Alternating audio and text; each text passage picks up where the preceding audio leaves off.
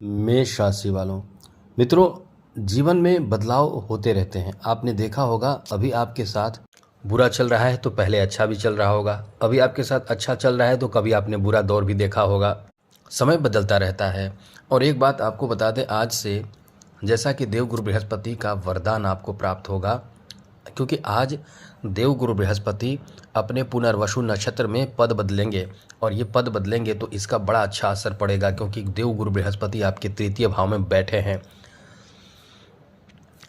जो आपके लिए अत्यंत शुभ फल देने वाला कहा जा सकता है, जिसका बेहतर प्रभाव आपके ऊपर पड़ेगा। तो हम आपको यही बताना चाहते हैं, बताना चाहते हैं, जताना चाहते हैं कि आपके तृतीय भाव में बैठे देवगुरु बृहस्पति की स्थिति के कारण और साथ साथ पद बदलने से आपके लिए बहुत ज़्यादा बेहतर स्थिति बनेगी। तो चलिए विस्तार से आपको बताएंगे कि आपके लिए इस समय कैसा रहने वाला है।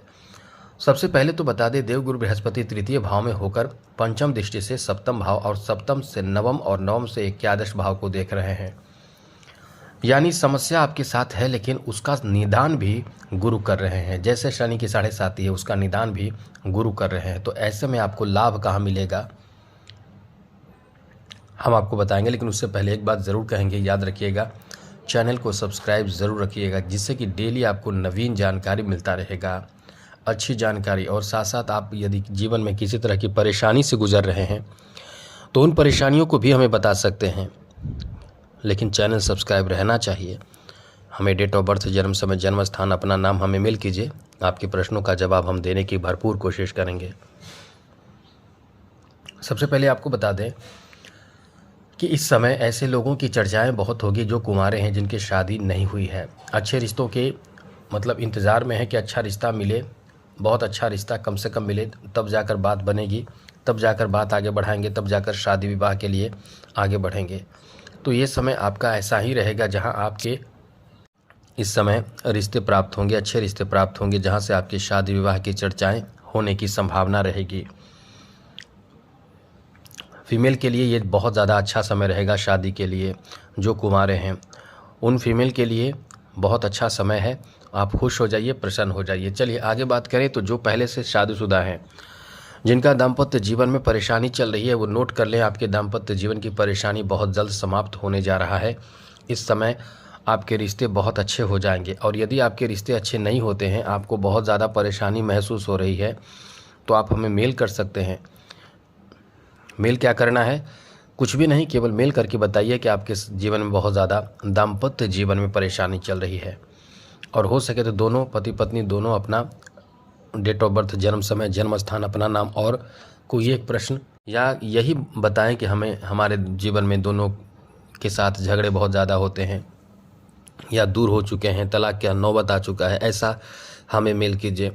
हम आपको बताएंगे ऐसा सटीक उपाय जो आपके बीच के रिश्ते को, टूटे रिश्ते को जोड़ देगा। इतना बेहतर तगड़ा उपाय बताएंगे आपको, बस केवल आपको करना पड़ेगा। तो चलिए आपको विस्तार से आगे बताते हैं। मेल कीजिएगा, हाँ, चैनल सब्सक्राइब जरूर रखिएगा। आगे आपको बता दें कि यहाँ आपको बिजनेस व्यापार में भी बड़ा अच्छा फ़ायदा मिलेगा। किसी पार्टनर का, किसी सहयोगी का थोड़ा संघर्ष करना पड़ेगा यहाँ, लेकिन आपको ये बहुत बड़ा फ़ायदा दे सकता है। बिजनेस पार्टनर जैसे बड़े बड़े बिजनेस जो लोग कर रहे हैं, जिनका बिजनेस सामान्य चल रहा है, उनके लिए ये समय बहुत अच्छा है। आपके बिजनेस में बहुत अच्छा फ़ायदा मिलेगा, बिजनेस आपका बढ़ेगा, बहुत ज़्यादा इस समय इनकम करेगा, ग्रोथ करेगा, बहुत राज्यों में फैलेगा, देशों में फैल सकता है। बिजनेस बहुत तेज़ गति से ग्रोथ करेगा, लेकिन बीच बीच में रुकावट उत्पन्न होगा। तो इसके लिए आपको भयभीत नहीं होना है, क्योंकि ऐसी स्थिति होती रहेगी। क्योंकि यहाँ आपके जो शनि की जो दृष्टि है वो सीधे आपके 9वें भाव पर होने से रुकावट उत्पन्न होगा। अब शनि का भी उपाय कर लेते हैं तो निश्चित रूप से आपको रुकावट भी नहीं देखने को मिलेगा। अब आगे बात करें तो इस समय आपके ननिहाल पक्ष से कोई संपत्ति, कोई धन, कोई चीज़ आपको मिलने की भी संभावना इस समय बन रहे हैं। मामा पक्ष से सहयोग मिल सकता है। साथ साथ कोई कोर्ट कचहरी का मामला हो, वहाँ आपकी विजय प्राप्ति का योग है। बहुत बड़े सफलता की ओर आप आगे बढ़ेंगे यदि कोई ऐसी मामला हो तो ये आपके लिए, क्योंकि गुरु की दृष्टि जहाँ पड़ती है वहाँ मिट्टी भी सोना हो जाता है, और जो बहुत बुरा भी होता है वो भी बहुत अच्छा हो जाता है। इंसान हो या कुछ भी हो, वो भाव बहुत सुंदर हो जाता है, एकदम समझ ले कि मधुर हो जाता है, मतलब जिसे कह सकते हैं कि बहुत उत्तम हो जाता है। अब आगे बात करें तो मित्रों यहाँ देव गुरु बृहस्पति की जो दृष्टि कमाल की दृष्टि है वो आपके सीधे नवम भाव पर पड़ रहा है। अब ऐसे में एक बात आपको बता दें कि किस्मत यहाँ यही है कि साथ बहुत देगा।